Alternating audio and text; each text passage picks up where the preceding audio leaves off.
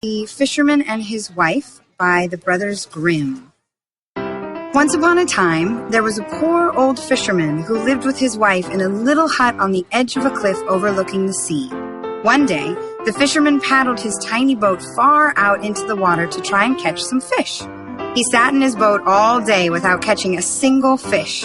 As he was about to turn around and head home, he felt a tug on his fishing line.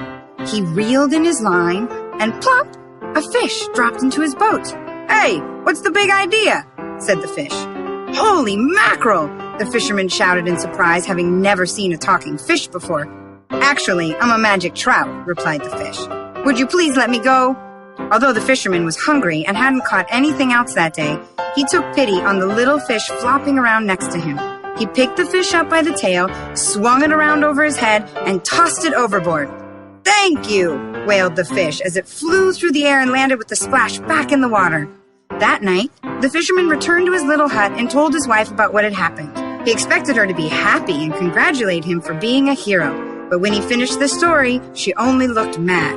"You caught a magic trout?" asked his wife. "Yes," replied the fisherman. "And you let him go, just like that?"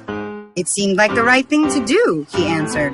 "But if that fish was magic, you could have asked it for a favor in return for letting it go," she explained. "What could we possibly need? We have each other and we have a roof over our heads. Isn't that enough?" "Maybe that's enough for you," she snapped. "But I'm tired of living in this little hut on the sea cliff. Go back and ask the fish if he can give us a nice brick cottage instead." The fisherman didn't like the idea of going back and asking the fish for a favor, but he did love his wife, so the next day he paddled his tiny boat far out into the water and called out, "Little fish, I did you a favor by letting you go. Will you do a favor for me?" The fish swam up to his boat. "What do you need?" asked the fish. "My wife is tired of our little hut on the sea cliff. She wants a nice brick cottage instead," said the fisherman. "Then when you return home, you will have a cottage," said the fish, and swam away. And sure enough, when the fisherman got home, he saw that where his little hut once stood, there was now a nice brick cottage. The fisherman ran up and hugged his wife, and they stood outside and admired it. "Are you happy now?" he asked. "Yes," she replied, and she was, for a while. But after a week, she began to think that their nice brick cottage was a bit too small. She could do better. "We need a castle," she told her husband. "Go back to the fish and ask him for one." "Why do we need it? We have each other, and we have a roof over our heads. Isn't that enough?" "Maybe that's enough for you," she snapped, "but I'm tired of not living in a castle. Go back to the fish and tell him to magic us one up, pronto." The fisherman began to worry. He was asking the fish for too much.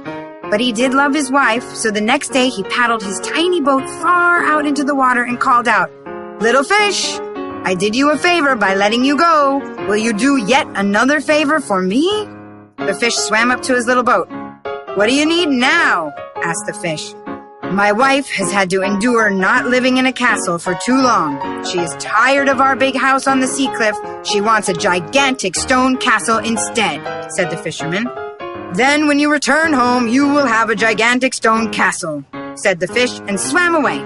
And sure enough, when the fisherman got home, he saw that where the nice brick cottage stood, there was now a stone castle so huge it nearly touched the sky.